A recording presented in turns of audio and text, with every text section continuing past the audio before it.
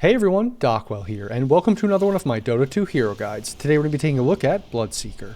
Now, Bloodseeker is an interesting hero that's been reworked a few times over the last 10 years or so, and because of this, the hero's had some trouble really finding its role, what position it should play, what style is best for the hero, but in the last patch, last couple months actually, it looks like the hero has finally settled in to its own role as a carry, and a very unique one at that.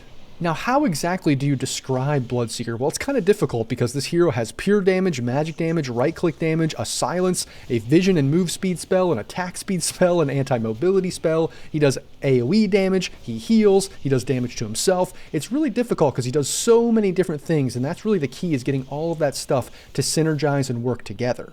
But if I had to summarize this hero in a quick way, I would say that Bloodseeker is really all about speed and overwhelming damage, being as tanky as possible, running in and just overwhelming the enemy where they can't deal with you, especially during BKB. But on the other side of that, you have to be a little bit careful because you can do too much self-damage and be squishy, chain stunned, especially if you don't have BKB, and die pretty quickly. But another good way to summarize Bloodseeker is through matchups. So Bloodseeker is really good against mobility heroes that like to go in and out of fights, jumping in and out, like Pango, Slark, Timbersaw, those kinds of heroes, or any hero that relies on vision, like a Slark, even like a Night Stalker who likes to run around the fight, relies on vision. He can kind of force those heroes to stand in one place with his ultimate, which I'll show you in a minute. But then also, the things that Bloodseeker is weak against are those heroes who counter his regen or dispel him, and the greatest example I think of that is Shadow Demon, and actually he has the worst win rate against Shadow Demon as a support because it just counters everything that Bloodseeker wants to do. But instead of trying to describe this hero more and more in these kind of ways that are hard to do, let's just jump in and take a look at his abilities that make him so unique. Bloodseeker's passive and facets are pretty straightforward. The facet everyone is going for is Arterial Spray. This one's just better because it synergizes with your ultimate, allows you to do more damage because your ultimate, which I'll show you in a minute, does a lot of damage whenever the enemy moves when you cast it on them, and this pushes them back every time you attack them when they're ulted, so it just amps up that damage you're doing, where this facet just gives you move speed, and that's really not that great. I mean, it's obviously good to have move speed on the hero, but amping up the damage, especially as a carry, is always what you're going to be going for. And then the passive here, this is really just lifesteal. It's not lifesteal on every right click, it's just lifesteal when you last hit a creep or a hero. Obviously with the hero, it does even more lifesteal. So this is great for sustaining in lane, it's great for sustaining in the jungle, and it's great when you man fight enemy heroes in team fights and you get that last hit, even if you're just at a little bit low HP, it burst heals you and then you can go on to the next hero to kill them, or you can retreat, run away because you got that little bit of extra life. So it's great in those later game portions where they really have to commit to kill you, and if you start getting those kills, you're going to snowball in those fights because of the amount of heal that you're doing with this passive. And now we can take a look at Bloodseeker's abilities and see how he's able to be that unique hero that does a lot of different things, but I'm also going to show you how they all synergize together. So first, we're going to take a look at Blood Rage, and this is a single target ability that gives you attack speed and spell amp, but it also drains health per second. And you can cast it on yourself, allies, or enemies. But for the most part, especially as a carry, I would really only consider casting it on yourself in like 99% of cases. Maybe if you play a lot of this hero, you get really good, then you can consider casting it on allies or even enemies in very unique situations, but I really would not consider that for the most part. That's more of like an advanced tip or advanced way of playing in very rare cases. So we can see when we walk up to this axe, this is how fast we attack, and then we apply the Blood Rage, we're attacking way quicker, and any spells we use are going to be amped up as well.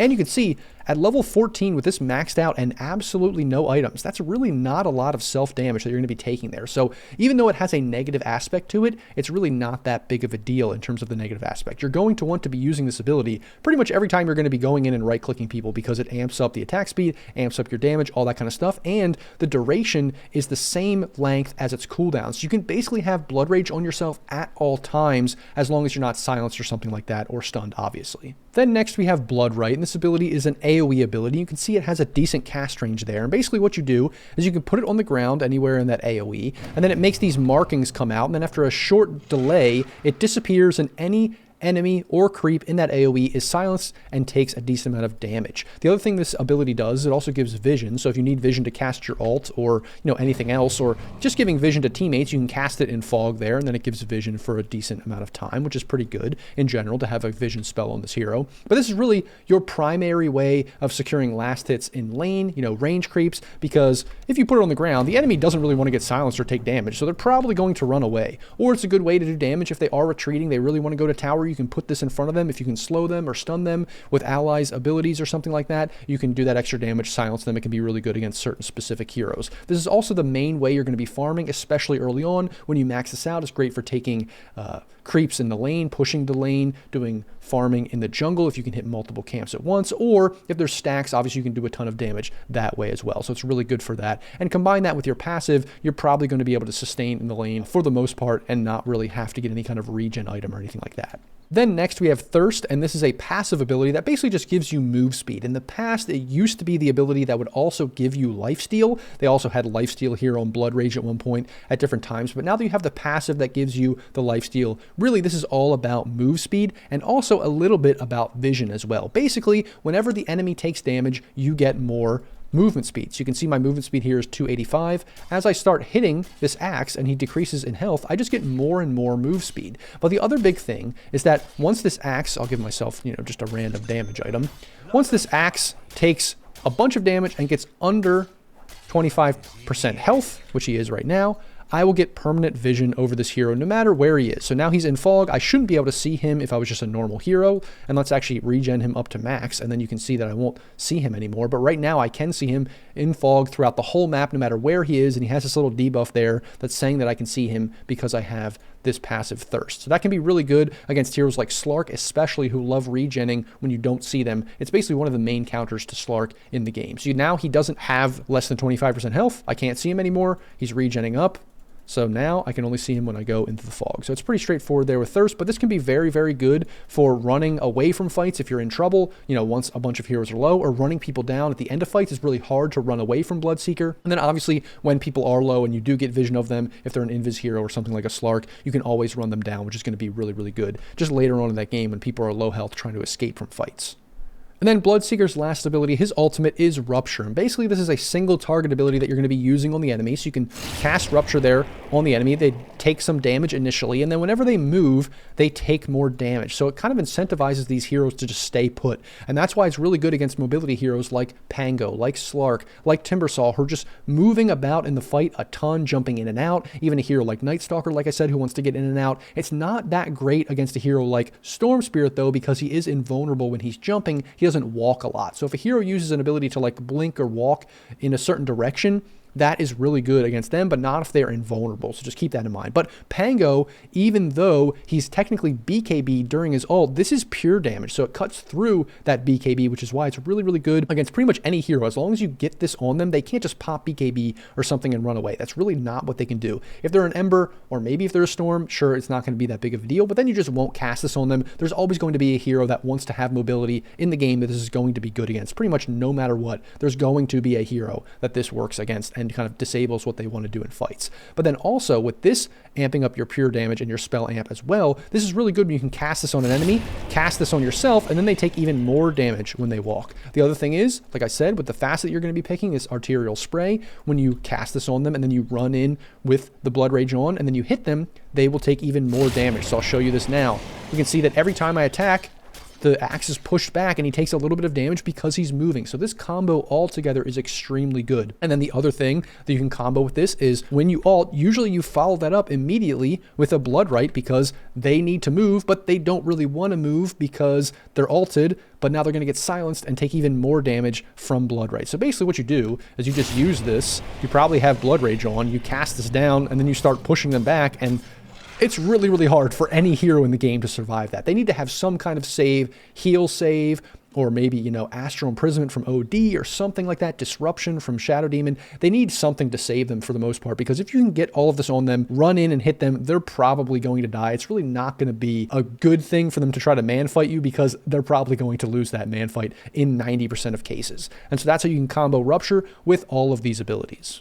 And so lastly, we're going to look at the Ags and the Shard, and this is really what makes this hero a great carry. In the past, maybe it was an okay offlane at certain points, or maybe it's a pub stomper, but it really hasn't been that good as a meta hero until people have realized now that this Ags and this Shard are extremely good in combination and make this hero really hard to deal with once he gets to these late game timings. And so this is the build that you're probably going to be going for the most part in most of your games, and I'll make a build video that'll come out in a few days, so look out for that. But I'll just explain to you how this works right now with the Ags. So the Ags gives you this new ability called Blood Mist, and what this does is when you click it, you kind of have blood spewing out, and it does damage to yourself and to enemies. So that can be really good for amping up your damage. But you might ask, why would I want to do a ton of damage to myself? That doesn't seem very good. Well, that's where the shard comes in, because the shard amps up blood rage and makes you do more pure damage every time you attack, but it also heals you for that amount. And you might say, well, that's great. That's healing me for that self-damage I'm taking. But really the key to this is that if you heal more than your base HP, you will actually generate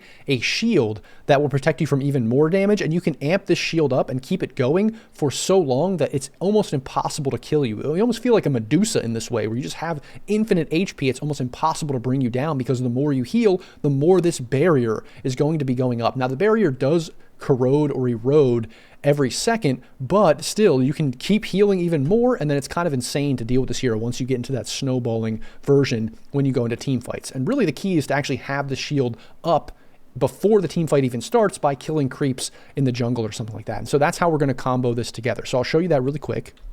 Let's ult this hero and put the blood right on the ground, use this, run in, and then use the mist. And you can see I'm healing myself for basically the amount of damage I'm doing to myself with this blood mist. But then once I get that kill on the enemy, and then that burst of heal comes in with the passive, that's when I generate this insane shield. And now it's really, really hard to deal with me, because I go from one kill to the next. And this is what you can do with creep waves too. If you're in a creep wave, you can activate this really quick. You can kill all the creeps. You get a burst of heal really quick when they all die around you. And now you have the shield that you can run in and just fight people with, and you're healing even more when you're right-clicking with this. It's just so good to snowball in this way. And if you buy any more healing items that amp up your heal, that kind of stuff, it's very, very hard to deal with this hero. But in combo, you do need to be a little bit careful, because you are doing significant damage to yourself. If you don't have the shield, you can be a little bit squishy, especially if you don't have BKB and you're not able to click people. Let's say you're disarmed or they're stunning you. That can be a situation where it's kind of all or nothing. Like, you're either running in, doing a ton of damage, having an insane shield, hard to bring down, or you're kind of squishy. You can be taken advantage of, chain stunned, and killed pretty easily. So you need to be a little bit careful with this hero, but all of this in combination makes this hero extremely hard to deal with if you do get to these item timings. So that's Bloodseeker. Those are his abilities and how to combo them all together. Now let's jump into a game and see how he's played. Now, Bloodseeker's laning stage is really focused around blood right. Obviously, it silences and it does damage, but it can do harass damage or secure last hits. And you don't always just use that damage to secure the last hit outright like you would with some other abilities for some other heroes. You actually want to use it more like an Alchemist acid spray, where you just discourage enemies from going in this AoE wherever you put it down, because they don't really want to take the damage and they don't want to be silenced, because then they can be followed up on, maybe chased down, maybe killed if, they're already low or something like that, or even if they're higher HP, they're going to take a lot of harass damage when they can't cast more abilities because they're silenced. And so you're going to use it to kind of put it down on the ground, and maybe even use that combination of damage and your right clicks to secure the last hits and maybe push the lane and then pull the small camp or something like that. Maybe your support will do that, maybe even pull the big camp, those kinds of things. And that's the primary way that you're going to be securing your first early waves, your first early last hits in the lane. And then the second part of the lane that you want to consider is the combination of thirst and your lifesteal from your passive. Early on in the lane, you want to be using blood right a lot to secure last hits and secure your lane, because your lifesteal is really not that good early on once you only have 1 or 2 levels, because it scales with your levels. And then thirst level 1 is decent, but it's not the best. Once you get to 4 or 5, that's really going to be the time when you can start being more aggressive in the lane, especially because the other lanes are also going to be harassing the enemy as well. And if they're low, you have even more move speed, because thirst is a global ability. And so that can really help you later in the game snowball. And so what you're going to want to do is you're going to want to harass the enemy, because you trade extremely well. Now, you might not trade great in the initial trade. Maybe you take, half your health and damage, and they take only 30 or 40%. Well, that's not as big of a deal for you, because then if you can go back, last hit a few creeps, regen up to full almost, and now they need to spend resources to regen themselves, you can slowly whittle them down over time. And then as you're whittling them down, you're also getting more move speed, which allows you to kite them more. So get in a few attacks and run back before they can really do anything. And so this is how over time you can wear them down in the lane. It's not really a burst kind of hero. It's like a slowly wear them down and keep them low, but maybe not even fully kill them. When you do kill them, you do have to be a little bit wary, because now you don't have as much move speed because they're not as low. But it's one of those things that over the levels, over the waves, you can just gradually wear them down to where they have low health, and it's hard for them to really stay in the lane without spending a ton of money on regen. Then transitioning out of the laning stage, this hero can really focus a lot more on Blood Rage. Obviously, you're probably going to be maxing out Blood Rage first to get that AoE damage in the waves and in the camps, and you're going to be using that as your primary method of farming, but then you're going to be putting more points in Blood Rage to speed up your farm and get maybe your Radiance or something like that, so you can speed up your farm even more. And usually you can sustain in the jungle once you get to that point by putting more points in Blood Rage, and that, you know, negative aspect where it's draining your health isn't as big of a deal. But you don't really want to just be focusing on farming on this hero, because your level 6 timing is extremely good, especially in certain matchups. So if there is a Pango or a Slark or some kind of hero mid that likes mobility, you can rotate on this hero extremely effectively. I know in general, Dota has kind of been shifting where the carry gets more involved than maybe they used to, but you still have carries like Luna and Medusa and Alchemist and all these heroes that like to farm more because they're really good at farming stacks and they have these early timings they want to get to. And yes, you do want to do that with Bloodseeker, because if you get your items and you can get to that late game portion, you're going to be a beast. But your ultimate is so effective and you do have the silence that it's really something you want to be taking advantage of early. And even if that means you rotate to mid or you rotate to the off lane to get a kill on the carry or the enemy mid, that is really something you want to be focusing on doing, especially if your ult really counters somebody. The only thing to be careful is, if you ult somebody, they are going to want to TP out immediately, because that's the main counter to Bloodseeker, especially early on. So you usually want to make sure that either they're really low and you're going to kill them before the TP completes, or that you have a support or some other hero there that can stun them once they try to TP, because that's really the only thing that's going to counter it. Is you're going to ult them, they're going to try to TP, and then you want to follow up with a stun. And so just consider that, because you don't really want to be wasting your ult when you just use it on them and then they TP. I mean, that can happen sometimes. Just say, get out of my lane, I want to farm. That's fine too. But just consider that's the main way they're going to want to counter your ultimate. Then, as it currently stands, this hero's mid-game is rather lackluster. It's probably the biggest weakness of the hero, because you're going to be buying an early farming item that doesn't really give you a lot of sustainability. And this hero's all about being tanky later and running in and being hard to deal with. But mid-game, that's really not what you do. Maybe you can, you know, use an ultimate, use a Blood Right in a fight early on, maybe an early gank, and then those early team fights, maybe you can wait to clean up kills at the end once you have a ton of move speed and everybody's really low. That is something to consider, but you don't want to be running in and feeding, because early on, you're not really that tanky, and you really do rely on BKB to run in and do a lot of your damage. So even if you buy BKB's second item, you still need to be very careful, because when BKB is down, or even if it is up, you can get attacked, you can get bursted down, you can get chain stunned, or, you know, they can do a ton of damage to you. It's really that 4 item or 5 item timing that you really want to get to when you start becoming a hero that's almost impossible to deal with, and that's really your goal. Of course, you want to participate if you can, you want to be effective if you can, but you don't want to be putting yourself out of position and running in like a psychopath when you don't have the items that make you tanky like you need for that later portion of the game. Then in terms of team fighting, the primary consideration on this hero is, who am I ulting? Who is the #1 target that I'm ulting in fights? And you don't really want to get too trigger happy and just use it on the first person you see, especially if that's a hero that you can kill in other ways your teammates can deal with. You want to think, okay, is there some hero like a Pango or Slark or Timber or one of these heroes that I really hard counter? I want to save my ultimate specifically for them. Or even later in the game, if they have a Linken's, you want to see, okay, can I pop their Linken's? Can someone else pop their Linken's? You want to be really looking out for that. Or maybe there's a second hero once they bought Linken's. There's a second hero that's just as good that you can ult as well, and you can consider either one of them in the fight. That's something you always want to be thinking about in every single game. Then once you have all your items in the late game, you have 2 more considerations in addition to who you're going to ult, and that is, when do you pop your BKB and how do you maintain a shield with your Ags as much as possible. Often with the shield, that means trying to get a shield on creeps, whether it's a creep wave or creeps in the jungle, before the team fight even breaks out, so you have a little bit of wiggle room there. Or maybe it means getting that kill early on the first hero you see without even having to pop your BKB or your ult or something like that, so you can get that shield up really quickly with the initiation of your teammates or something like that. Sometimes that does mean, okay, I need to pop my BKB early for this one hero, I need to ult them, I need to all in on them, kill them really quickly, and then from there I can snowball the fight. It really is situational, it's dependent on matchups and the state of the game at that current time. But if you do get all of your item timings, if you do have this insane shield, you can literally snowball from one hero to the next and be extremely hard to deal with, and just honestly 1v5 the game.